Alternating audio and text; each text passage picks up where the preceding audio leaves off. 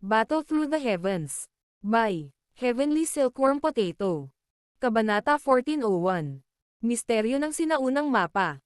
Napangiti si Yao Lao nang makita niya ang masayang ekspresyon ni Xiaoyan. Natural na naiintindihan niya kung gaano karaming pagsisikap ang ginawa ni Xiaoyan upang hanapin ang mga fragment ng mapa na ito. Tara na, ang aktibidad na ginawa namin ay sobra-sobra. Malamang na ito ay makaakit ng pansin ng ilang mga eksperto. Bagamat hindi kami natatakot sa kanila, kami ay haantong sa ilang mga hindi kinakailangang problema kung ang iba ay malaman na mayroon kaming kumpletong sinaunang mapa sa aming mga kamay. Nilaybot siya ng mga mata ni Yao Lao bago siya nagsalita. Oo. Tumanggo si Xiaoyan nang marinig niya ito at pilit na pinigilan ang nag-aalalang emosyon sa kanyang puso. Batid niya na hindi lahat ng problema ang kakaharapin nila kung magkakalat ang balitang ito. Okay pa rin kung ito ay isang fragment lamang ng mapa, ngunit taglay nila ang kompletong sinaunang mapa sa kanilang mga kamay, na naging sanhi ng tukso nito na umangat.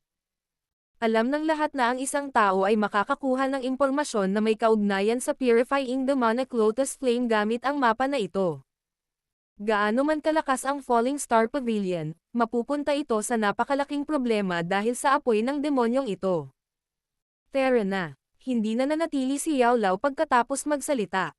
Gamit ang isang kumpas ng kanyang kamay, sumugod siya sa malayo, at sa loob ng ilang kidlat, nawala na siya sa abot tanaw. Mabilis na sumunod si Xiaoyan at ang dalawang babae sa likuran niya. Unti-unting tumahimik ang paligid matapos mawala sa malayo ang grupo ni Xiaoyan. Ang ganitong uri ng katahimikan ay nagpatuloy ng mahigit 10 minuto bago ito biglang nabasag ng rumaragasang tunog ng hangin. Mahigit 100 figure ang sumugod mula sa malayo. Pagkatapos nito, nanatili sila sa himpapawid. Natigilan ang kanilang mga mata nang makitang ang bulubundukin ay naging patag na lupa. Nakakatakot na mapanirang puwersa. Siguro kung sino ang nagpalitan ng suntok sa lugar na ito. Talagang winasak nila ang bulubunduking ito hanggang sa wala nang natira. Maraming sobrang gulat na boses ang maririnig sa kalangitan. Ilang sandali pa, sa wakas ay may matalas na mata na nakakita ng bangkay sa lupa. Ang ilang mga tao ay mabilis na nagmamadaling bumaba, at ang isang tandang ay kumalat sa buong lupain kaagad pagkatapos. Ito ay isa sa 3 he-demon ghost, Dihizi. Ang matandang multo na ito ay may pinakamataas na lakas ng Daozun. Sino ang makakapatay sa kanya? Ang 3 he-demon ghost ay kadalasang napakalapit. Ngayong namatay na si Dihizi, ang mga kondisyon ng dalawa pa ay malamang na hindi na mas mabuti. Ang 3 taong ito ay nakagawa ng lahat ng uri ng masasamang gawain at karapat-dapat sa kapalarang ito, ngunit iniisip ko kung sinong eksperto ang nagtataglay ng ganoong kasanayan. Silang 3 ay maaaring makipaglaban sa isang piling bansheng kung sila ay magkapit-bisig. Ang grupo ni Xiaoyan ay nawala na sa malayo habang ang mga taong ito ay labis na nabigla dahil sa bangkay ni Dihizi.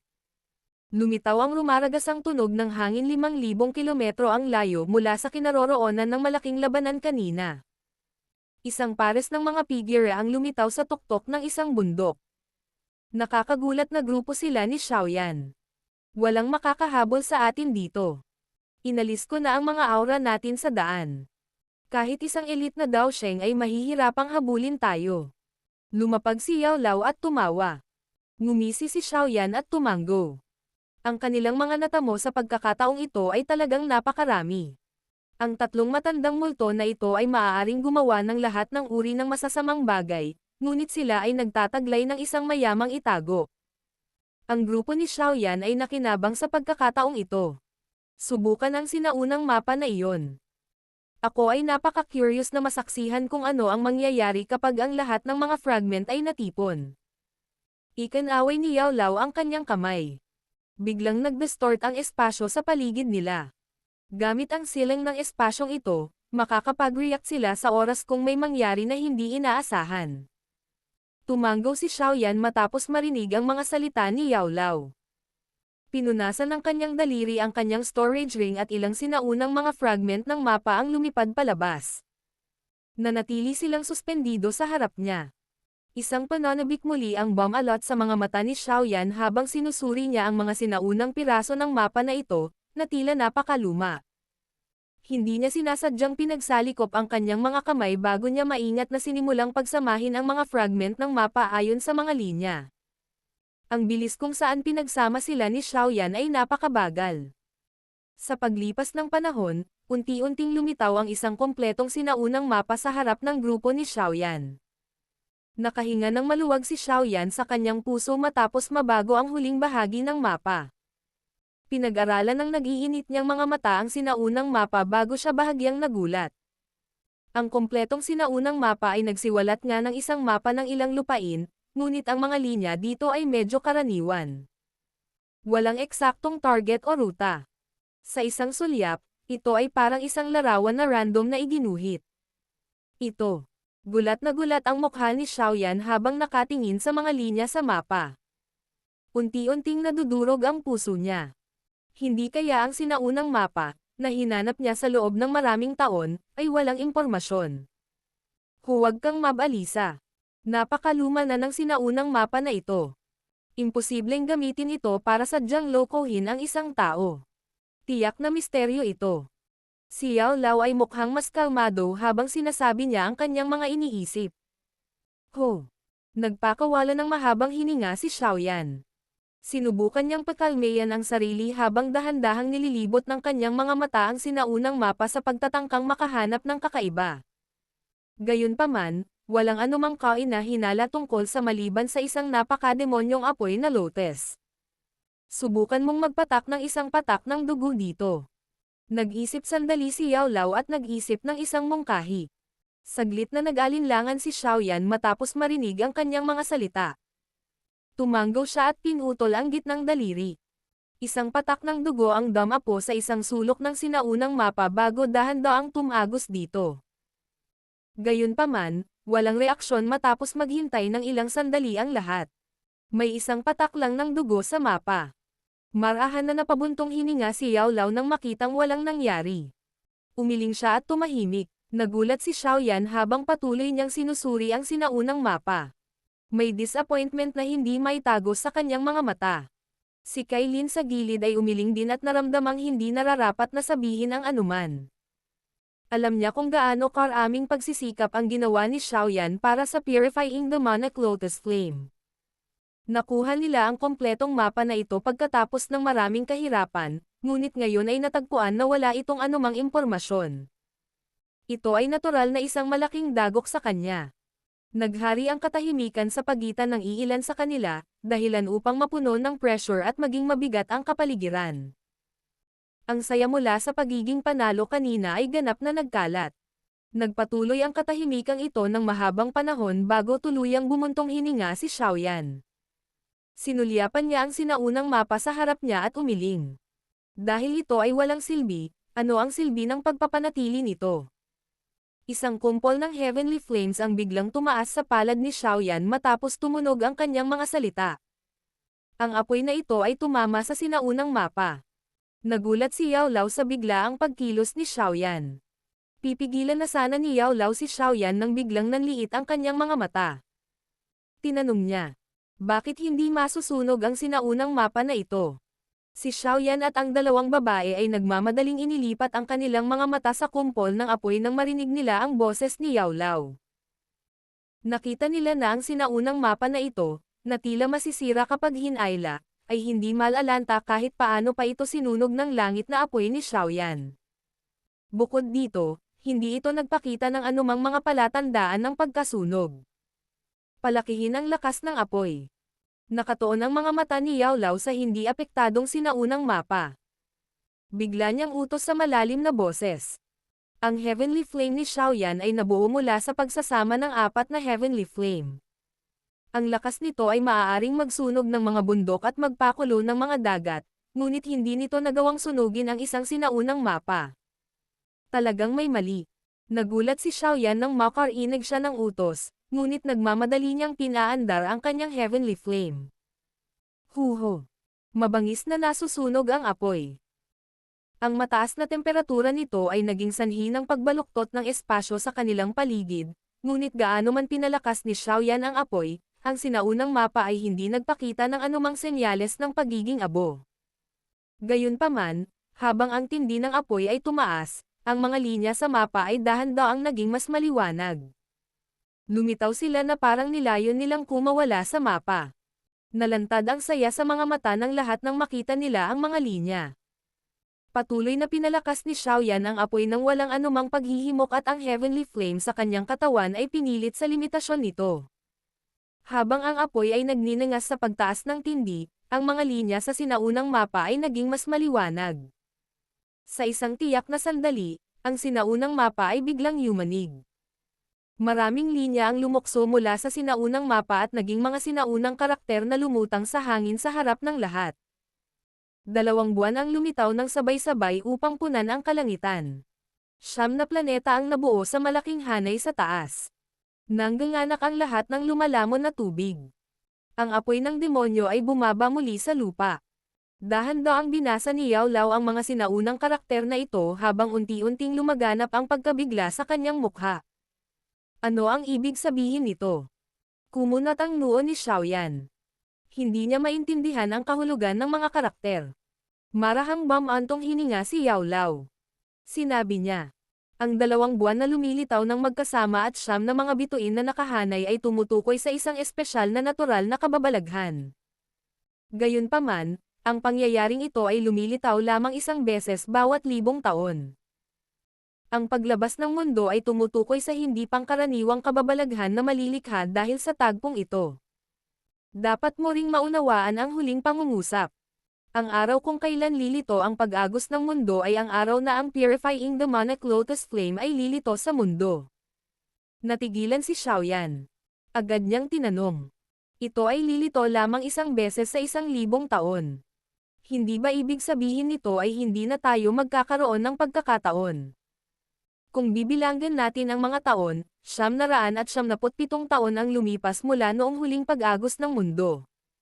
Sa madaling salita, 3 taon na lang ang natitira. Umiling si Yao Lao at bumuntong hininga. Sinabi niya. Gayon din. Ang purifying demonic lotus flame ay masyadong makapangyarihan. Kalimutan ang tungkol sa iyo, kahit na ako ay hindi masusupol ito. Kung ang isang tao ay pilit na sinubukang supulan ito, ang isa ay magdurusa mula sa isang backlash. Ang 3 taon na ito ay magbibigay sa iyo ng sapat na oras upang madagdagan ang iyong lakas. Sa 3 taon na ito, kailangan mong maabot ang klase ng Daosheng. Kung hindi, mapapanood mo lang ang paglabas ng apoy ng demonyo.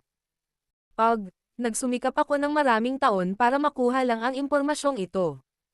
Mapait na tumawa si Xiaoyan. Ayon sa nabasa ng mga tauhan, lilito ang apoy ng demonyo sa mundo pagdating ng tamang oras. Sa oras na iyon, lahat ay magkakaroon ng pagkakataon na supulan ito. Ano ang punto ng paghahanap ng sinaunang mapa? Ibinuka ni Yao Lao ang kanyang mga kamay. Kung ang isa ay nag-iisip tungkol dito, ito ay talagang hindi kapaki-pakinabang. Walang magawang bumuntong hininga si Xiaoyan. Sinulyapan niya ang sinaunang mapa na nanatili sa Ningguez. Iniabot niya ang kanyang kamay sa apoy upang kunin ito, ngunit sa sandaling nakipag-ugnayan siya sa sinaunang mapa, ang imahe ng demonyong lotus dito ay biglang gumalaw. Ang demonyong lotus ay lumitaw na parang nabubuhay habang ito ay naging isang glow na bumaril sa pagitan ng mga kilay ni Xiaoyan. Ang biglaang pagbabagong ito ay naging sanhi ng pagbabago ng ekspresyon ni Yao Lao. Battle Through the Heavens. Kabanata 1402. Naglilinis ng demonic lotus saint. Ang hindi inaasahang pagbabagong ito ay biglang nangyari. Kahit na malapit si Yao Lao kay Xiaoyan, hindi siya nakapag-react sa oras. Kaya naman, bigla na lang siyang natauhan pagkatapos na sumikat ang liwanag sa pagitan ng mga kilay ni Xiaoyan. Nagbago ng husto ang ekspresyon niya. Nag-react si Kailin at ang Little Fairy Doctor pagkatapos ni Yao Lao. Namutla ang magagandang mukha nila dahil sa gulat. Masyadong mahiwaga ang sinaunang mapa na ito. Walang nakakaalam kung mabuti o masama ang bagay na iyon. Bilang pangunahing karakter na kasangkot sa biglaang pagbabago, nagulat si Xiaoyan nang ang hindi pangkaraniwang liwanag ay pumutok sa pagitan ng kanyang mga kilay, ngunit agad siyang nakabawi.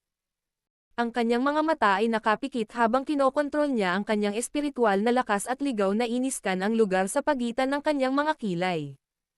Habang iniskan niya ito, mabilis niyang natuklasan na may kumpol ng kasing laki ng kamao na liwanag na nakabitin sa ilalim ng kanyang mga kilay. Si Xiaoyan ay lubos na nakatitiyak na ang light cluster na ito ay hindi isang bagay na pag-aari niya. Bukod dito, hindi niya naramdaman ang pagkakaroon ng bagay na ito sa nakaraan.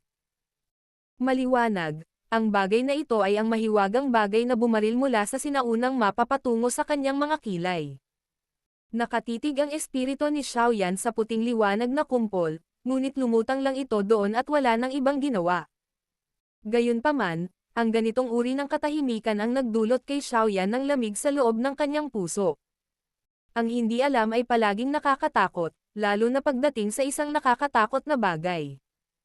Bukod dito, ang bagay na ito ay lumitaw sa kanyang isip. Bastos. Walang awa na nagmura si Xiaoyan sa kanyang puso at huminga ng malalim habang sinusubukan niyang mabawi ang kanyang kalmado. Minsan lang siyang gumaling ay mananiabre niya ang kanyang spiritual strength para dahan-daang lumapit sa light cluster. Hindi nag-react ang light cluster nang lumapit si Xiaoyan. Lumapit ang espiritual na lakas ni Xiaoyan. Tahimik na nagtipon ang kanyang espiritual na lakas habang naghahanda itong maglunsad ng isang nakamamatay na pag-atake sa mahiwagang bagay na ito. Lumapit si Xiaoyan. Nang malapit na niyang gamitin ang kanyang espiritual na lakas para palibutan ito, isang puting liwanag ang biglang bumaril mula sa kumpol ng liwanag. Parang kidlat ng bumaril sa kaluluwa ni Xiaoyan. Nagulat ang puso ni Xiaoyan nang maramdaman niya ang hindi inaasahang pagbabagong ito, ngunit hindi siya nataranta. Mabilis niyang mananiabra ang lahat ng kanyang espiritual na lakas at bumuo ng napakalakas na kalasag sa kanyang harapan. Gayunpaman, ang mahinang puting ningning na ito ay tumagos sa kanyang espiritual na mga depensa ng hindi nahahadlangan. Pamatok ito sa kanyang kaluluwa sa harap ng kanyang gulat na mga mata. Biglang tumahimik ang katawan ni Xiaoyan nang tumama ang puting liwanag sa kanyang kaluluwa. Isang masakit na ekspresyon ang bumungad sa kanyang mukha. Agad na lumubog ang puso ni Yao Lao nang makita niya ang sakit sa mukha ni Xiaoyan. Ang kanyang malaking kamay ay idiniin sa ulo ni Xiaoyan na parang kidlat, at ang kanyang espiritual na lakas ay naghahanda ng pilit na sumusugod sa katawan ni Xiaoyan. Ho! Gayunpaman, biglang idinilat ni Xiaoyan ang kanyang mga mata at nagsimulang huminga ng papasok na sa kanyang katawan ang espiritual na lakas ni Yao Lao. Anong nangyari? Nagmamadaling itinigil ni Yao Lao ang kanyang mga aksyon at nagtanong nang makita niyang idinilat ni Xiaoyan ang kanyang mga mata. Hindi ko alam. Huminga ng malalim si Xiaoyan at umiling.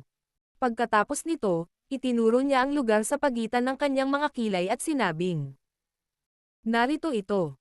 Kahit anong pilit ko, hindi ko ito mahawakan kahit kaunti, ngunit nananatili lamang ito doon nang walang anumang mga palatandaan ng paggalaw." Ilang taon ka noong una tayong nagkita? Tinitigan ni Yao Lao si Xiaoyan bago biglang nagtanong. 15. Nagulat si Xiaoyan. Napatingin siya kay Yao Lao na may pagtataka. Maliwanag, hindi niya naintindihan ang intensyon ni Yao Lao. Nakahinga lang ng maluwag si Yao Lao matapos marinig ang sagot ni Xiaoyan. Mapait siyang tumawa. Natatakot ako na may nagmamay-ari ng katawan mo. Ang ilang sinaunang eksperto ay maaaring pisikal na patay, ngunit ang kanilang mga espiritu ay naiwan. Bukod dito, kung ang isang espiritu ay may sapat na kapangyarihan, magagawa nitong lumunin ang kaluluwa ng ibang tao at sakupin ang katawan na iyon. Napalaki ang bibig ni Xiaoyan. Mapait lang siyang ngumiti at umiling. Ano ang bagay na iyon? Medyo seryoso ang ekspresyon ni Yao Lao habang nagtatanong. Sinapo ni Xiaoyan ang kanyang noo. Pagkaraan ng ilang sandali, sinabi niya. Hindi rin ako sigurado. Sa pakikipag-ugnayan dito, nakatanggap lang ako ng ilang impormasyon. May 4 na salita sa impormasyong iyon. Ano sila? Tanong ni Yao Lao. Purifying the Demonic Lotus Saint. Binibigkas ni Xiaoyan ang bawat salita ng may paghinto. Purifying the Demonic Lotus Saint. Bahagyang nagulat si Yao Lao. Agad niyang pinag-isipan ang mga salita habang mag-isa siyang nakaupo sa isang bato sa gilid. Mukhang may impresyon siya sa pangalang ito. Nagpalitan ng tingin sina Xiaoyan, Kailin, at ang Little Fairy Doctor nang makita nilang nakaupo si Yao Lao. Tahimik silang naghintay nang hindi gumagawa ng ingay. Nagpatuloy ang paghihintay na ito ng humigit kumulang 10 minuto bago tuluyang umiling si Yao Lao. Ang kanyang mga mata ay matamang nakatitig kay Xiaoyan habang siya ay mahinang nagsabi. Kung tama ang hula ko, ang Purifying Demonic Lotus Saint na ito ay dapat na isang nangungunang eksperto 10,000 taon na ang nakalilipas. At saka, siya ang dating may-ari ng Purifying Demonic Lotus Flame. Ang may-ari ng Purifying Demonic Lotus Flame. Nagulat si Xiaoyan at ang dalawang babae. Ang Purifying Demonic Lotus Saint na ito ay talagang napakalakas. Nagawa niyang maging may-ari ng Purifying Demonic Lotus Flame. Hindi nakapagtataka na bibigyan siya ng ganoong titulo. Ang Purifying Demonic Lotus Saint na ito ay isang napakakilalang tao 10,000 taon na ang nakalilipas. Nabasa ko ang kaunti tungkol sa kanya sa ilang mga sinaunang libro. Nabalitaan na ang taong ito ay kilala bilang ekspertong pinakamalapit sa isang Daudi sa panahong iyon. Dahan daw ang paliwanag ni Yao Lao. Isang ekspertong pinakamalapit sa isang Daudi. Kinuyam ni Xiaoyan ang kanyang kamay nang hindi namamalayan. Hindi inaasahan na ang Purifying Demonic Lotus Saint na ito ay umabot sa ganoong antas. Ang kanyang titulo ay talagang pambihira. Ang bagay na iyon sa ilalim ng aking mga kilay ay maaaring iwan ng Purifying Demonic Lotus Saint. Tanong ni Xiaoyan. Malamang ang kaso. Ang sinaunang mapa na ito ay malamang na isang bagay na iniwan ng Purifying Demonic Lotus Saint. Tumanggaw si Yao Lao. Tiningnan niya ang medyo hindi siguradong ekspresyon ni Xiaoyan at mapait na tumawa. Hindi ko rin talaga maintindihan kung ano ang nangyari. Gayunpaman, batay sa talaan na nabasa ko sa mga sinaunang libro, ang Purifying Demonic Lotus Saint na ito ay maaaring medyo erehe, ngunit maaari siyang ituring na medyo tuwid. Malamang na hindi siya gagamit ng napakaraming paraan. Hindi sinasadyang ipinikit ni Xiaoyan ang kanyang mga mata. Ang pangangatwiran na ito ay medyo pinilit, ngunit wala siyang ibang sagot sa sandaling ito. Ang tanging magagawa niya ay umasa para sa pinakamahusay at manalangin na ang bagay na ito ay hindi magdulot sa kanya ng anumang problema.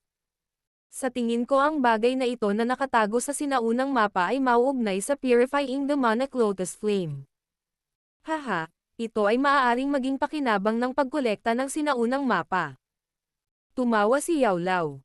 Sa sandaling ito, ang tanging magagawa niya ay aliwin si Xiaoyan. Walang magawang umiling si Xiaoyan. Dahil ang sitwasyon ay naging ganito, walang kabuluhan para sa kanya na masiraan ng loob. Ang tanging magagawa niya ngayon ay maniwala na ang sitwasyon ay tulad ng inilarawan ni Yao Lao. Ang bagay na ito ay isang benepisyo mula sa pagkumpleto ng sinaunang mapa. Gayunpaman, ang tanging bagay na naging dahilan upang makapagpahinga si Xiaoyan ay hindi niya naramdaman ang anumang panganib mula sa kumpol ng liwanag.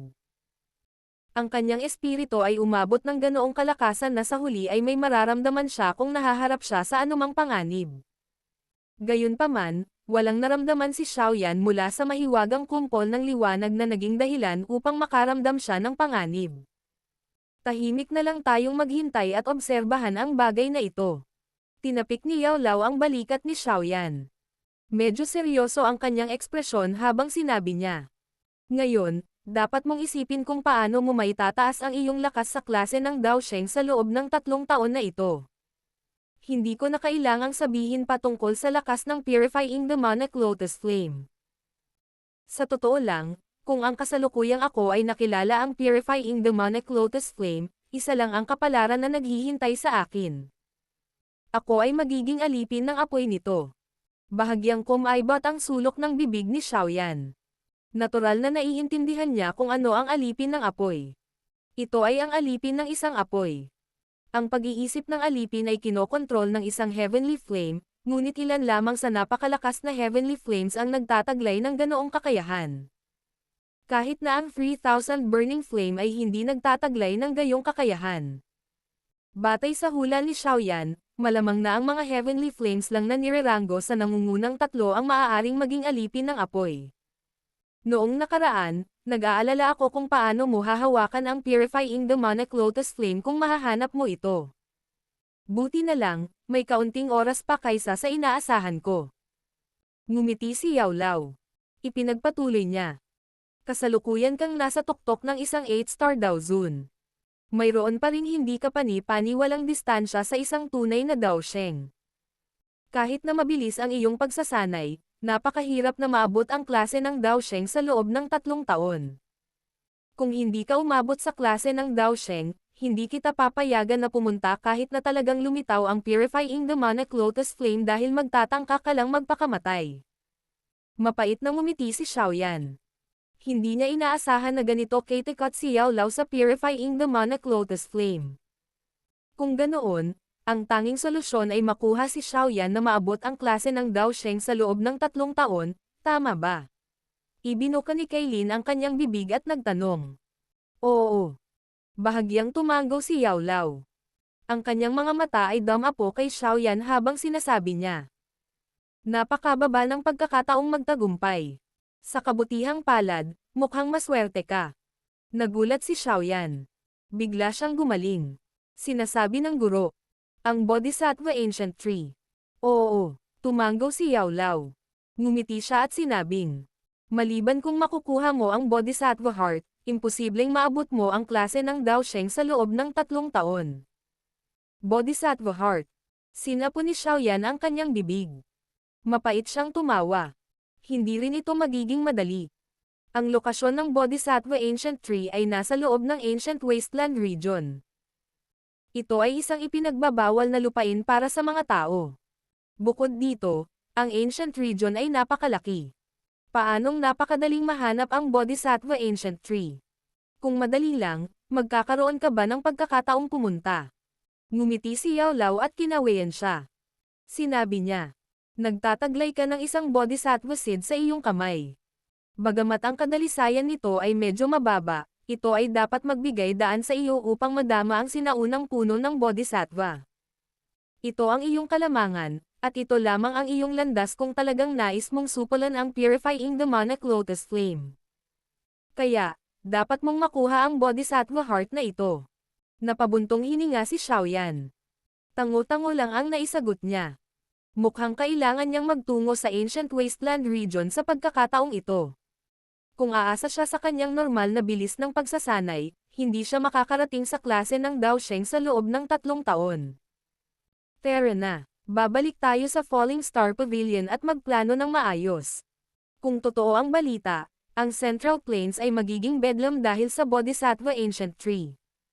Sa oras na iyon, ang Ancient Wasteland Region ay talagang magiging masigla. Tumayo si Yao Lao at mahinang nagsabi. Maabot mo man ang daosheng class sa loob ng Ancient Tree sa loob ng 3 taon, will. Battle Through the Heavens. Kabanata 1403. Pagsasanay sa King Kong Glass Body.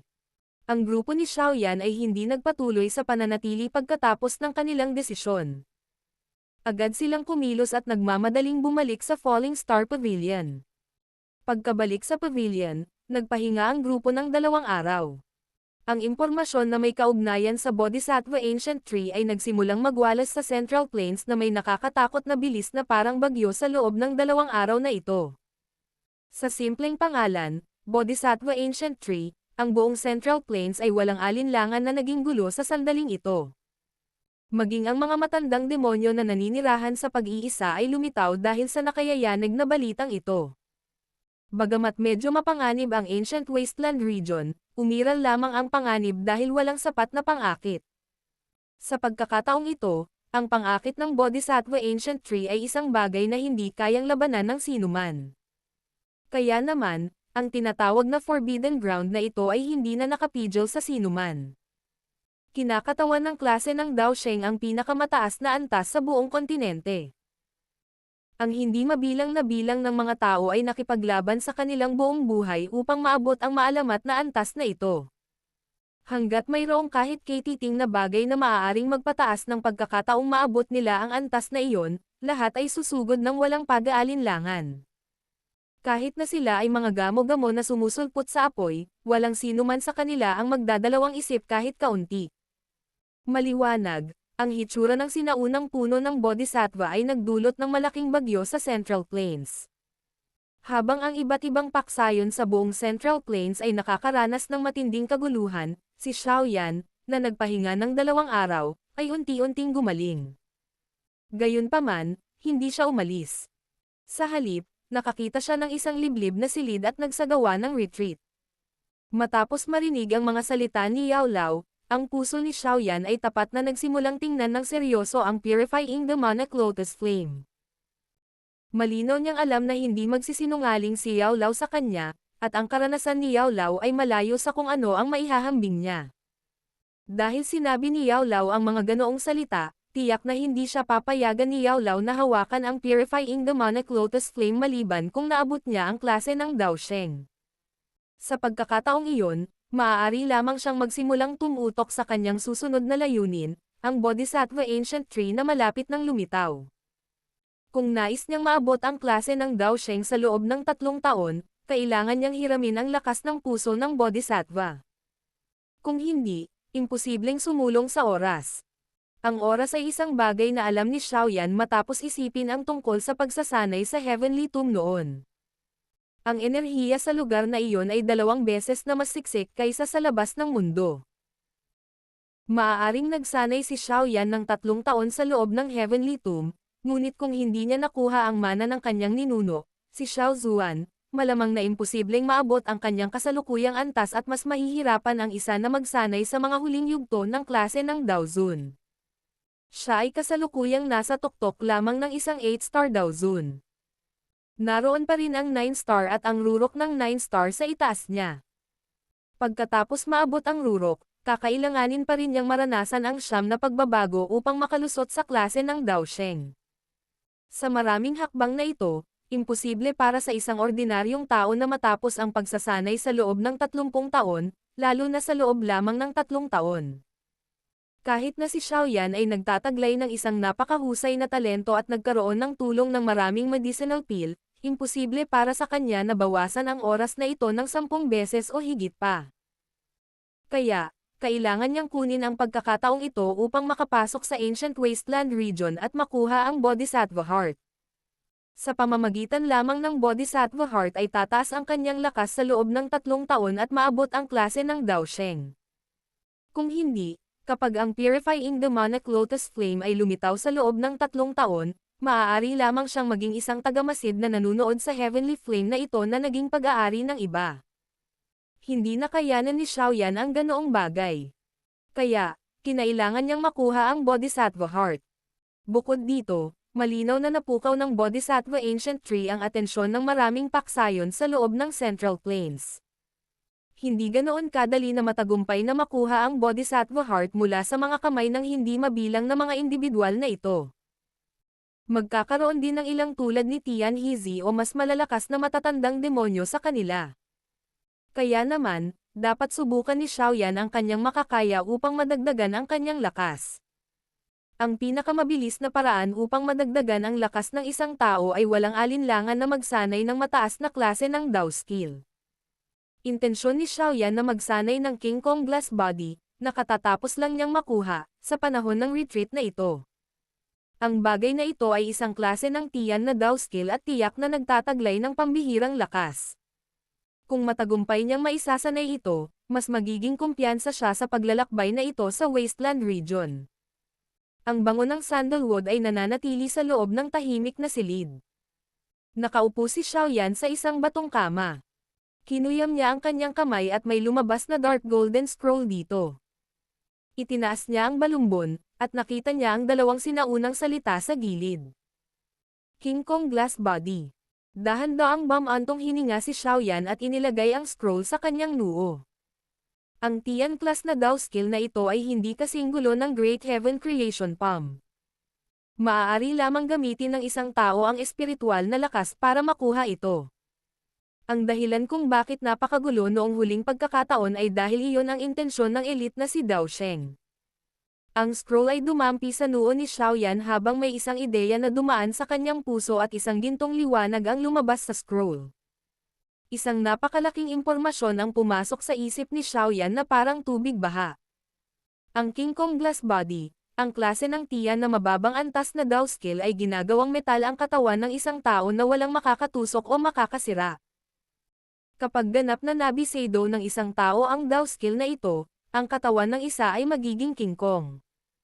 Ang kanilang katawan ay nagiging 79 na talampakan ang laki, napakalakas, at isang nakasisilaw na gintong liwanag ang lilito.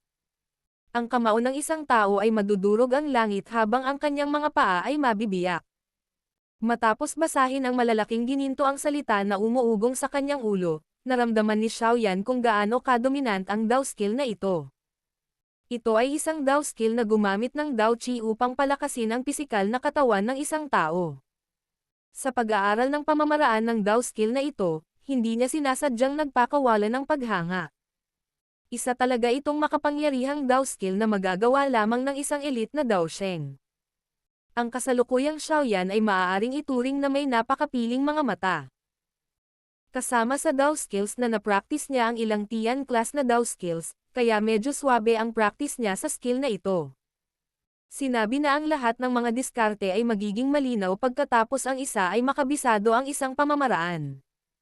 Ang iba't ibang Dao skills ay maaaring may iba't ibang paraan ng pagsasanay, ngunit lahat ng mga ito sa huli ay nagbahagi ng parehong ugat. Kapag natutunan na ng isa ang puntong ito, hindi naging mahirap na matutunan ang iba pang Dao skills maliban sa ilang kakaiba. Upang may sigawa ang King Kong glass body na ito, kailangan ng isang tao na pagsamahin ang kanyang Dao Qi sa kanyang mga buto, dugo, at laman gamit ang isang natatanging pamamaraan. Ang Dao skill ay malupit sa pisikal na katawan ng isang tao. Sa kabutihang palad, ang pisikal na katawan ni Xiaoyan ay dumanas ng maraming refinement ng iba't ibang likas na kayamanan. Bagamat hindi siya naglakas loob na tawagin ang kanyang katawan na hindi matatalo, hindi bababa sa nakayanan nito ang malupit na kahilingan na kailangan para sanayin ang King Kong glass body. Ho! Napabuntong hininga si Xiaoyan sa pamamagitan ng kanyang bibig. Dahan-dahan niyang ipinikit ang kanyang mga mata at sinimulang isagawa ang tinatawag na King Kong glass body, ayon sa pamamaraang nakatala sa scroll. Crack! Crack! Hindi nagtagal pagkatapos ipikit ni Xiaoyan ang kanyang mga mata, isang gintong liwanag ang bumungad sa kanyang katawan bago ito biglang lumaki ng kaunti. Nagkaroon pa nga ng mahinang tunog ng pag-crack ng buto. Ang paglago na ito ay naging mas mabilis habang ang gininto ang liwanag ay naging mas siksik.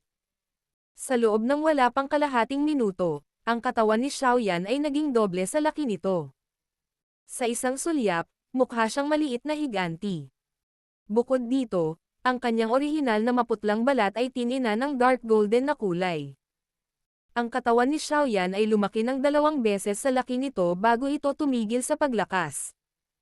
Ang gintong liwanag ay unti-unting lumabo at ang kanyang katawan ay mabilis na lumiit. Sa isang kisap mata, bumalik ito sa dati nitong estado. Grog.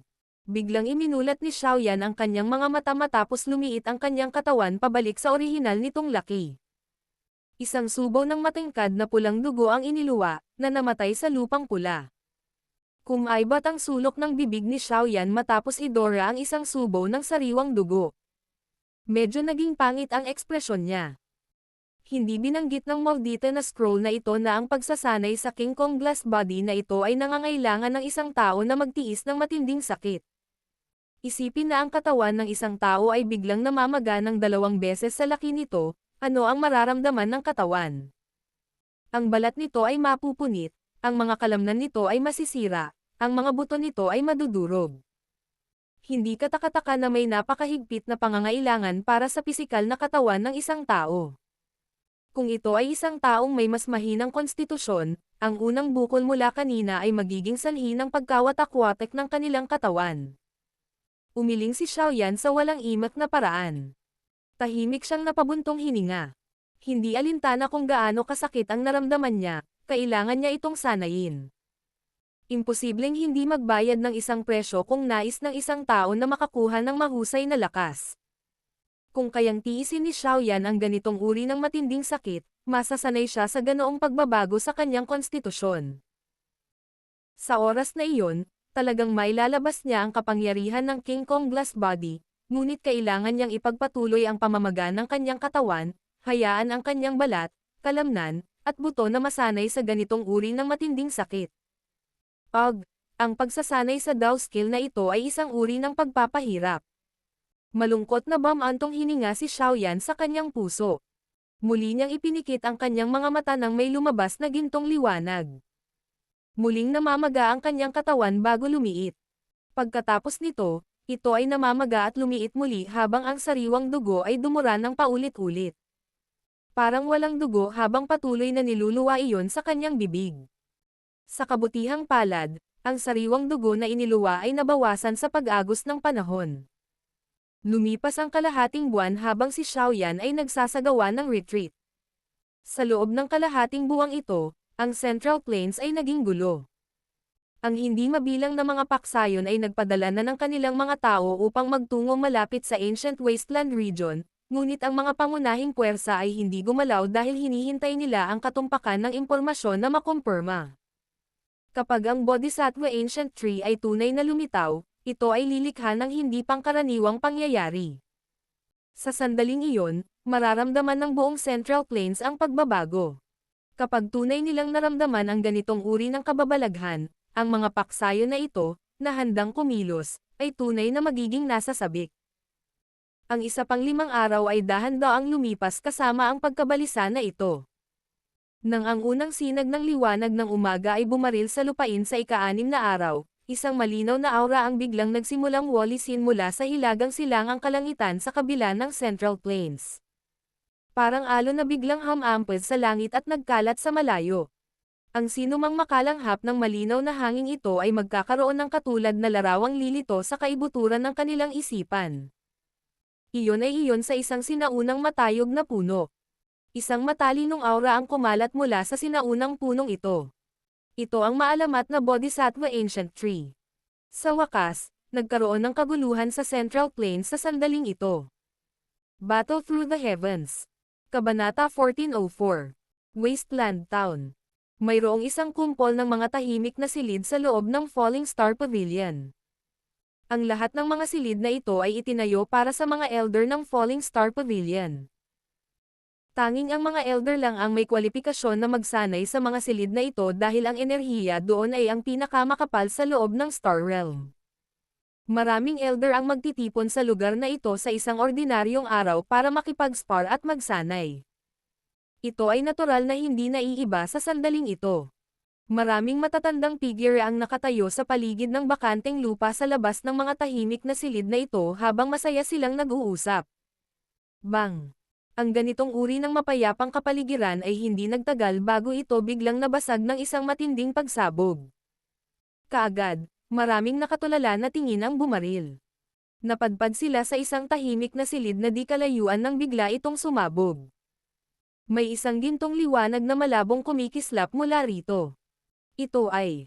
Maraming elder ang natigilan nang makita ang liwanag na ito. Bang! Isa pang malakas na tunog ang lumitaw habang ang matigas na silid ay pilit na sinasabog. Pagkatapos nito, isang 70 talampakan ang taas na dilaw gintong higanti ang tumayo mula sa tahimik na silid sa harap ng maraming nakatulala na mga mata. Niyanig ng mga hakbang nito ang bundok habang lumalabas sa mga guho ng silid. Pagkatapos nito, sumasabog ito sa langit. Ang nakakatakot na tunog ay agad na naging isang tunay na sangkap na nagwasak na parang bagyo. Ang malakas na sonic wave na iyon ay kumalat sa bawat sulok ng Star Realm. Ang mga matandang iyon na malapit dito ay napaatras ng mahigit sa 100 hakbang bago ang kanilang mga katawan ay naging matatag. Ano ang bagay na iyon? Karamihan sa mga ekspresyon ng mga elder ay nagbago nang maramdaman nila ang nakakatakot na lakas ng dilaw gintong higanti. Nararamdaman nila ang isang lubhang mapanganib na aura mula rito. Parang kailangan lang sumuntok ng malaking lalaki na iyon para basagin sila sa mincemeat. Ang pakiramdam na ito ay naging sanhi ng mga mata ng maraming elder na hindi sinasadyang kumaibot. Ang pinakamahina sa kanila ay halos 1 dozen habang ang pinakamalakas ay 8 o 9-star dozen. Gayunpaman, kahit ang mga taong ito ay nakadama ng matinding panganib kapag tinitingnan ang dilaw gintong higanteng ito. Sa kabutihang palad, ang mga elder na ito ay nagtataglay ng kalidad na dapat taglayin ng isang dalubhasa. Mabilis silang nagkalat pagkatapos makaramdam ng panimulang pagkabigla at malabo silang bumuo ng bilog sa palibot ng dilaw gintong higanti.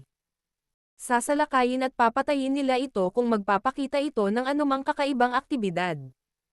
Hahaha. Ito ba ang King Kong Glass Body? Mayroon nga itong kakaibang aspeto. Habang same time na pinagmamasdan ng maraming elder ang higanti, may dalawang figure ang sumugod mula sa malayo. Huminto sila sa ere. Sila ay sina Yao Lao, Kailin, at ang Little Fairy Doctor, na nagmamadaling lumapit matapos marinig ang kaguluhan. Ang mga elder na iyon ay nagmamadaling yumoko at binati si Yao Lao sa sandaling siya ay nagpakita. Isang elder ang hindi sinasadyang nagtanong. Pavilion Chief, sino ito? Hahaha. Xiaoyan. Ngumiti si Yao Lao at sumagot. Agad namang nagulantang ang mga elder nang marinig ito. Natigilan sila habang binalik ang tingin sa gintong higanti. Wala sa kanila ang mag-iisip na ang bagay na ito ay isang bagay na binago ni Xiaoyan. Hahaha. Isang malakas na tawa ang pinakawalan ng gintong higanti sa harap ng natulala na mga mata ng lahat. Isang gintong liwanag ang agad na pumutok at ang napakalaking katawan ay nagsimulang mabilis na lumiit. Sa loob ng maikling dosenang plus segundo, ang higanti ay nagbago sa isang payat na figure. Ubo. Si Xiaoyan ay hindi umubo ng dugo pagkatapos bumalik sa kanyang orihinal na anyo, ngunit nagpakawala pa rin siya ng ilang matinding ubo. Malinaw na bunga iyon ng matinding sakit sa pagbabago ng kanyang katawan. Sa kasamaang palad, ang katawan ng King Kong Glass na nasanay ko ay 7 talampakan lamang ang taas o higit pa. May puwang pa rin sa 99-foot peak. Umiling si Xiaoyan at nagsalita sa medyo nanghihinayang paraan. Hindi ka dapat masiyahan. Kung ang iyong pisikal na katawan ay hindi sumailalim sa pagpino ng iba't ibang likas na kayamanan at mga likidong panggamot, hindi ka sana umabot sa antas na ito kahit na binigyan ka ng kalahating taon. Natatawang sabi ni Yao Lao. Ngumisi si Xiaoyan. Alam niya na ang rate ng kanyang pag-unlad ay itinuturing na napakahusay. Kaya lang naabot niya ang 7 talampakan o higit pa ay dahil nalilimitahan siya ng lakas ng kanyang katawan. Kung nakakuha siya ng ilang mas natural na kayamanan na makapagpapadalisay sa kanyang pisikal na katawan, maaari siyang tumalon hanggang sa 79 na talampakan na tuktok. Sa oras na iyon, kumpiyansa si Xiaoyan na magagawa niyang paghiwalayin ang isang ordinaryong dalubhasa sa klase ng Daozun sa isang suntok. Pagkatapos ng panahong ito ng pagsasanay, medyo lumaki rin ang aking aura. Ang Ancient Wasteland Region ay maaaring lubhang mapanganib, ngunit marami ring mga likas na kayamanan na hindi matatagpuan sa labas ng mundo. Kung ako ay mapalad sa paglalakbay na ito, maaari kong maabot ang isang 9-star Daozun at matagumpay na makabisado ang King Kong Glass Body bago mahanap ang kanyang sarili ang Bodhisattva Ancient Tree. Ang kasalukuyang kailangan niya upang patuloy na palakasin ang kanyang sarili. Nakumpirma na ang impormasyon. Totoo nga ang hitsura ng Bodhisattva Ancient Tree. Tumingin si Yao Lao kay Xiaoyan bago dahan-daang nagsalita. Oh, kusang tumibok ang puso ni Xiaoyan nang marinig niya ang balitang ito. Itinagilid niya ang kanyang ulo. Malamang na nagsimula na ring gumalaw ang ibang paksayon. Sa pagkakataong ito, aakayin mo muna ang ilang tao na tumungo sa Ancient Wasteland Region. Angkinan mo ang Special Jade Token na ibinigay ko sa iyo. I-break ito kung makatagpo ka ng anumang problema na hindi mo mareresolba. Magmamadali akong pumunta kaagad. Sabi ni Yao Lao. Ang pang-akit ng Bodhisattva Ancient Tree ay napakahusay. Malamang na kahit ang mga sinaunang angkan na iyon ay makialam. Kaya, medyo mahirap na matagumpay na makuha ang Bodhisattva Heart. Tumanggaw si Xiaoyan. Inihanda na niya ang pag-iisip para dito at hindi nagulat. Kailangan kong manatili sa Falling Star Pavilion upang bantayan ito. Kaya naman, kailangan mong umasa sa iyong sarili sa susunod na paglalakbay. Basagin ang token kapag nakapasok ka sa pinakamalalim na bahagi ng sinaunang rehiyon. Kung tutuusin, sa iyong lakas, malamang na mapanganib ang lugar na iyon. Tinapik ni Yao Lao ang balikat ni Xiaoyan at mahinang bumuntong hininga. Masyadong mahalaga sa iyo ang paglalakbay na ito. Gawin mo ang iyong makakaya. Kailan tayo dapat umalis? Mahinang tanong ni Xiaoyan. Sa lalong madaling panahon. Ikaw ay nasa isang retreat sa loob ng kalahating buwan. Maraming paksayon ang nakapasok na sa Ancient Wasteland Region sa panahong ito. Sagot ni Yao Lao. Bahagyang tumanggaw si Xiaoyan. Pagkatapos nito, dahan-dahan niyang sinabi. Kung gayon ay lilipat na tayo ngayon. Si Xiaoyan ay palaging gumagawa ng mga bagay ng napakabilis. Hindi siya huminto kahit sandali matapos magdesisyon. Agad siyang gumalaw at lumipad sa hilagang silangan. This time around, 4 na tao ang kasama niya. Ang mga tao ay si Kailin, ang Little Fairy Doctor, si Qinglin at isang elder, na ang lakas ay umabot sa rurok ng klase ng Daozun. Kasalukuyang nagsasagawa ng retreat si Tian Wu Zunzi at kailangang Maiwan. Ang lakas ng pakikipaglaban ni Kailin at ng Little Fairy Doctor ay umabot sa katumbas ng isang 8-star Daozun. Magagawa nilang labanan ang isang dalubhasa sa tuktok ng klase ng Daozun kung sila ay magkapit-bisig. Dahil sa pagmamayari ng Triple Jade Green Snake Flower Pupils, si Qinglin ay may kontrol din sa isang napakalakas na puwersang panlaban. Bukod pa rito, taglay niya ang mahiwagang lakas ng pagkontrol sa hugis ahas na Magical Beast, kaya siya ay lubos na mahalaga para sa paglalakbay na ito sa kaparangan. Kahit na ang grupong ito ay hindi malaki, ito ay medyo makapangyarihan. Sa sobrang dami nilang magkapit kamay, hindi magiging mahirap ang mga bagay maliban na lang kung makatagpo sila ng sobrang nakakatakot na kalaban. Ang Ancient Wasteland Region ay matatagpuan sa hilagang silangang bahagi ng Central Plains. Medyo malayo ito sa Falling Star Pavilion. Kahit na ang grupo ni Xiaoyan ay naglakbay ng pinakamabilis at dumaan sa ilang wormhole sa daan, umabot ng 6 na araw bago sila nakarating sa mga hangganan ng hilagang silangang bahagi ng Central Plains. Sa paglalakbay na ito, ang grupo ni Xiaoyan ay nakatagpo ng trapiko ng tao mula sa lahat ng direksyon patungo sa parehong paraan tulad nila. Ang destinasyon ng mga taong ito ay ang Ancient Wasteland Region. Ang pagtuklas na ito ay naging sanhi ng mahinang pagbuntong hininga ni Xiaoyan sa kanyang puso. Ito ay hindi inaasahan na ang tukso ng Bodhisattva sinaunang puno ay nakakatakot. Ang lugar na iyon ay kilala bilang isang ipinagbabawal na lupain sa mga tao noong nakaraan.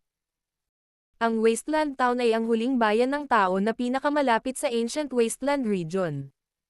Karaniwang hindi gaanong tao ang naninirahan sa bayan, at dahil sa mabangis na reputasyon ng Ancient Wasteland Region, bihira ang sinumang bumiyahe dito. Kaya naman, nanatiling desyerto ang bayan sa buong taon, ngunit iba na ngayon. Ang hitsura ng Bodhisattva Ancient Tree ay nakaakit ng hindi mabilang na bilang ng mga tao. Ang desyerto na bayang ito ay naging masigla sa isang iglap. Hindi malinaw na maririnig ang ingay mula sa ilang kilometro ang layo. Ang unang hinto ng grupo ni Xiaoyan ay ang maliit na bayan na ito na kilala bilang Wasteland Town. Sila ay dumating ng mas huli kaysa sa iba at natural na kailangan upang makakuha ng ilang impormasyon na may kaugnayan sa Ancient Wasteland Region. Kung hindi, malamang na maging miserable ang kanilang mga kapalaran kung walang taro silang sisingilan. Kaya naman, pinaayos ni Xiaoyan ang grupo ng Little Fairy Doctor pagkatapos makarating sa Wasteland Town bago lumabas upang mangalap ng impormasyon. Makalipas lamang ang 2 oras ay muli siyang nakipagkita sa grupo ni Kailin. Paano ito? Hindi sinasadyang tanong ni Kailin matapos makita ang ekspresyon ni Xiaoyan nang magkita silang muli. Mahinang bamantong hininga si Xiaoyan. Napasapo ang kanyang daliri sa kanyang noo habang sinasabi. Ayon sa impormasyong nakalap ko, ang grupo na pumasok sa Ancient Wasteland Region kanina ay namatay na lahat. May ilang Daozun class expert pa sa kanila. Nagbago ang ekspresyon ng grupo ni Kailin nang marinig ang mga salita ni Xiaoyan. Patay lahat. Ganito ba talaga kapanganib ang Ancient Wasteland Region na ito? Ano ang dapat nating gawin? Nagtaas ng kilay ang Little Fairy Doctor at nagtanong. Papasok ang ilang eksperto bukas. Susundan natin ang malaking grupong iyon. Dahil ang Ancient Wasteland Region na ito ay tinatawag na Forbidden Ground of Humans, tiyak na hindi ito magandang lugar.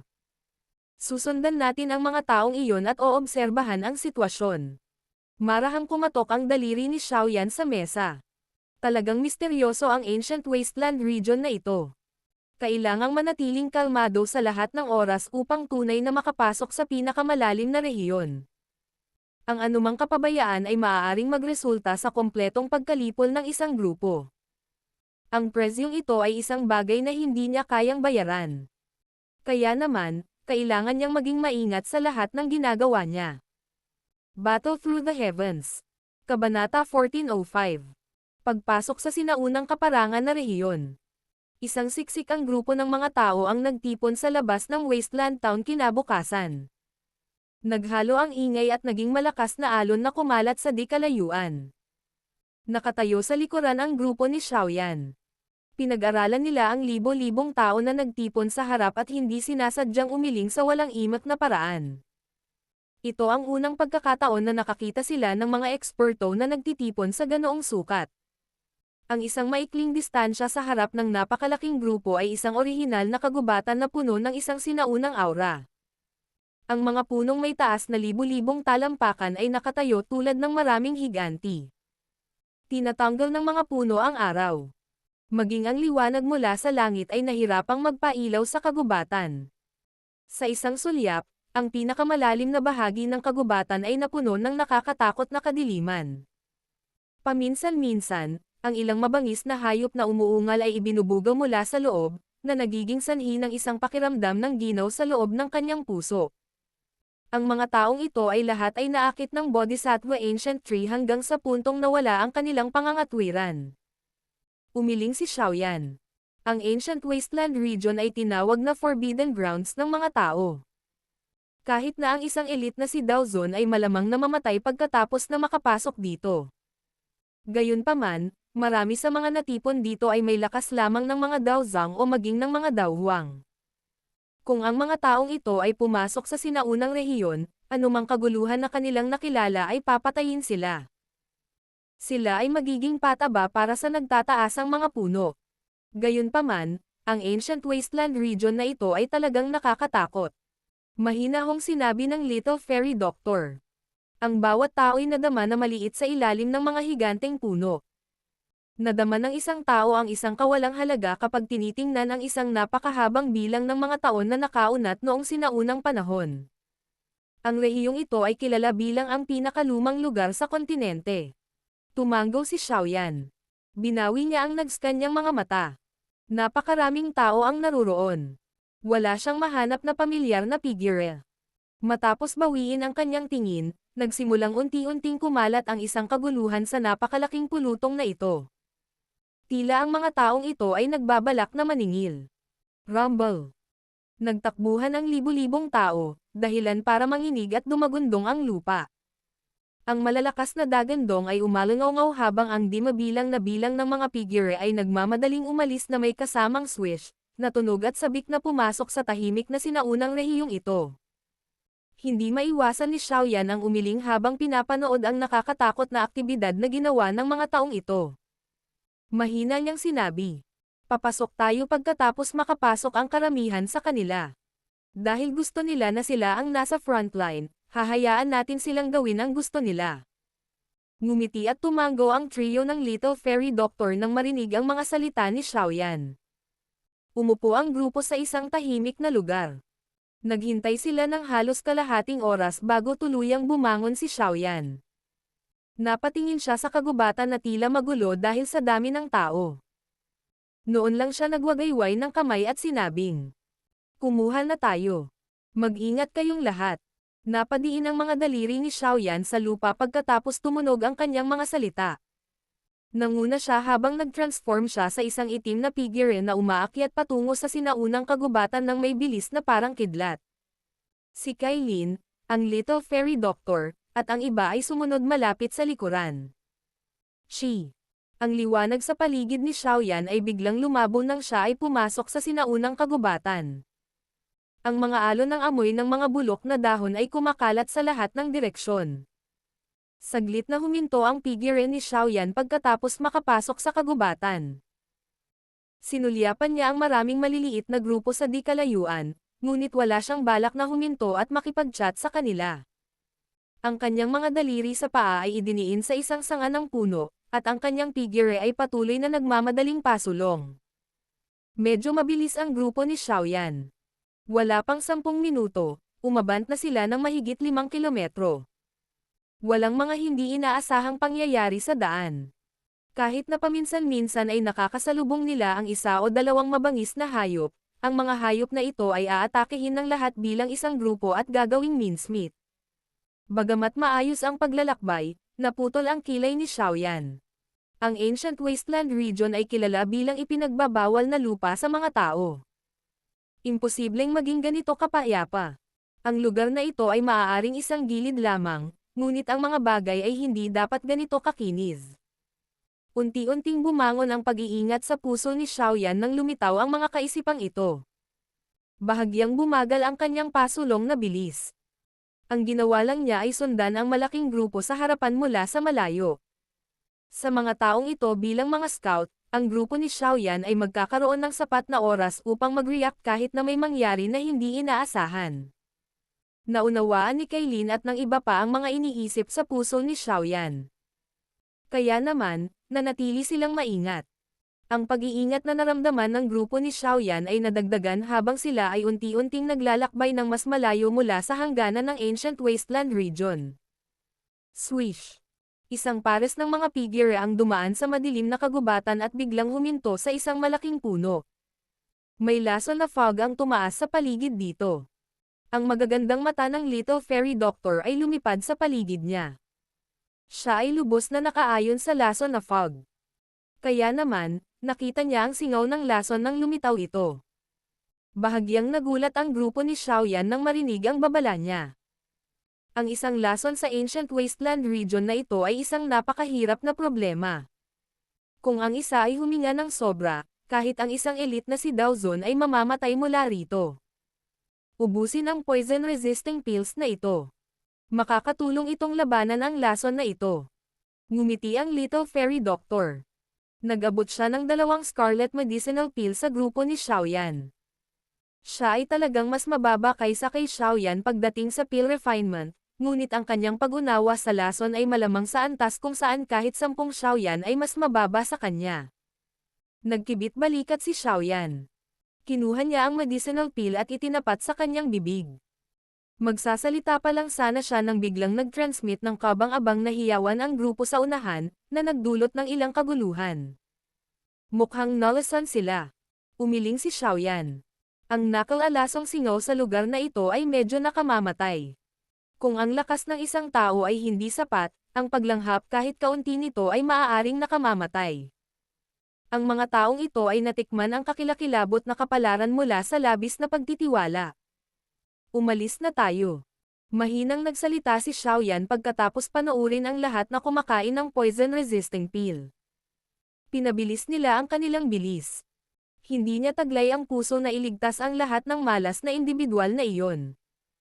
Dahil malayo na ang kanilang narating at hindi nila mapaglabanan ang kasakiman sa kanilang mga puso, sila ang may pananagutan sa kanilang mga kapalaran. Sa pagtaas ng kanilang bilis, ang nakapaligid na poison fog ay naging mas siksik. Naging matalas din ang mga kaawa-awang iyak na ipinapadala. Sa huli, isang ligaw at marahas na pagbabago-bago ng Daochi ang nailabas. Ito ay malamang na mula sa ilan sa mga nalasan na eksperto, na nawalan ng pakiramdam ng pangangatuwiran. Bang! Nakasimangot ang grupo ni Xiaoyan habang sila ay nag-shuttle sa poison fog. Isang napakatinding pag-iiba-iba ng Daochi ang biglang nalipat mula sa isang maikling distansya sa harapan nila. Kumunat ang noo ni Xiaoyan nang maramdaman niya ang pagbabago-bagong ito. Binawasan niya ang kanyang bilis, at lumitaw ang kanyang katawan sa lupa. Napatingin siya sa isang ganap na itim na bangkay sa bakanteng lupa sa harapan niya. Nananatili pa rin sa mukha ng bangkay ang takot at panghihinayang. Isang piling Daozun. Mahinang bumantong hininga si Xiaoyan. Ang malas na taong ito ay isang tunay na Daozun. Hindi inaasahan na kahit isang eksperto ay hindi nakayanan ang lason. Ang lason sa lugar na ito ay malamang na medyo mahiwaga. Ang isang elite na Daozun ay naipalabas ang kanyang Daochi at nababalot ito sa kanyang katawan. Ang isang ordinaryong lason ay walang silbi laban sa kanila. Inihayag ni Xiaoyan ang isang ekspresyon ng pagmumuni-muni habang siya ay bumubulong. Nagulat ang Little Fairy Doctor nang marinig ito. Agad siyang tumango at kumuha ng makamandag na singaw sa kanyang kamay bago ito hinigop sa kanyang katawan. Biglang nanginig ang maselang anyo niya ilang sandali pa habang medyo pangit ang mukha. Anong problema? Nagmamadaling tanong ni Xiaoyan nang makita niya ang pangit na ekspresyon ng Little Fairy Doctor. Dahan-daang bumantong hininga ang Little Fairy Doctor. Mahina niyang sinabi. Talagang kakaiba. Hindi ito lason, ngunit ito ay mga nakakalason na uod. Mga nakakalason na uod. Nagulat si Xiaoyan. Nakatitig ang kanyang mga mata sa nakal-alasong fog, ngunit wala siyang nakitang bakas ng makamandag na uod. Ang mga nakakalason na uod na ito ay napakaliit. Napakaliit ng mga ito na hindi nakikita ng mata. Naaanod sila sa loob ng kagubatan na ito. Ang mga taong iyon ay sumipsip ng daan-daang milyong maliliit na nakakalason na uod. Malamang na ang mga bagay na ito ay umiiral din sa inyong mga katawan. Ang aking katawan ay nagtatago ng isang napakalaking nakamamatay na lason. Sila ay lason hanggang mamatay sa aking katawan sa pamamagitan ng aking lason. His. Ang grupo ni Xiaoyan ay hindi sinasadyang makalanghap ng malamig na hangin nang marinig nila ang kanyang mga salita. Ang kanilang mga katawan ay nakaramdam ng tuluyang manhid. Mabilis na nag-react si Xiaoyan pagkatapos makaramdam ng manhid saglit. Ang heavenly flame sa loob ng kanyang katawan ay biglang nagsimulang umikot. Niwalis nito ang bawat parte ng kanyang katawan, at ang mataas na temperatura nito ay tumagos sa kanyang mga daluyan ng dugo. Chirp chirp.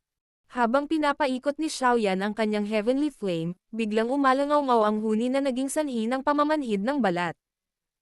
Tila isang hindi mabilang na bilang ng mga makamandag na uod ang nasusunog hanggang sa mamatay sa isang iglap. Ang mga masasamang bagay na ito. Malungkot ang ekspresyon ni Xiaoyan. Pinitik niya ang kanyang daliri at lumabas mula rito ang mga kumpol ng itim na abo. Sila ang mga abo ng mga makamandag na uod na nakapasok sa kanyang katawan. Mabilis na natipon ni Xiaoyan ang isang kumpol ng heavenly flame sa kanyang kamay matapos ilabas ang mga nakakalason na uod sa kanyang katawan. Kasunod nito ay sinampal niya ang apoy kina Kailin, Qinglin, at ang elder na tinawag na Qingcheng. Ang mataas na temperatura nito ay pumasok sa kanilang mga katawan sa pamamagitan ng kanilang balat, at isang huni na sigaw din ang ibinubuga sa kanilang mga katawan, dahilan upang makaramdam ng lamig sa puso ng isa. Huwag lumayo sa isang 50-foot radius sa paligid ko. Maaaring baliwalain ng mga nakakalason na uod na ito ang Dao Qi na nagpoprotekta sa katawan ng isang tao. Ang mga mata ni Xiaoyan ay maingat na lumibot sa paligid niya habang ibinuka niya ang kanyang bibig at bumantong hininga. Isang kumpol ng purple-brown na apoy na may bakas ng puti ang lumutang sa itaas ng kanyang ulo habang ang nakakatakot na mataas na temperatura ay kumalat at nagkataong natakpan ang lugar sa loob ng 50 talampakang radius sa paligid niya. Ang poison fog ay tila nagulat nang kumalat ang mataas na temperatura na ito. Mabilis itong humiwalay at hindi na nang ahas na tumagos sa 50 talampakang radius sa paligid ng Xiaoyan. Itong layer lang ng poison fog na ito lang ang makakaharang sa 80% ng mga tao. Ang ancient wasteland region na ito ay nabubuhay ayon sa reputasyon nito. Nakahinga ng maluwag si Xiaoyan matapos paalisan ang poison fog. Kung hindi dahil sa kakayahan ng Little Fairy Doctor na makadetect ng mga lason, ang dami ng lason na uod sa katawan nila. Sa sandaling ang bilang ng mga lason na uod ay umabot sa isang nakakatakot na antas, sila ay magiging sanhi ng kanilang grupo na magdusa ng mabibigat na casualty at pinsala. Hihihi. Gayunpaman, ito lang ang hindi makakablock sa atin. Naikuyom ni Xiaoyan ang kanyang kamay. Nag-aapoy ang init ng kanyang mga mata habang nakatingin sa mas malalalim na rehiyon ng ancient wasteland region. Malamang na naka-charge na ang ilan sa mga ekspertong iyon na may kakayahan. Kaya, kailangan din niyang pataasin ang kanyang bilis. Tiyak na makukuha niya ang Bodhisattva Heart.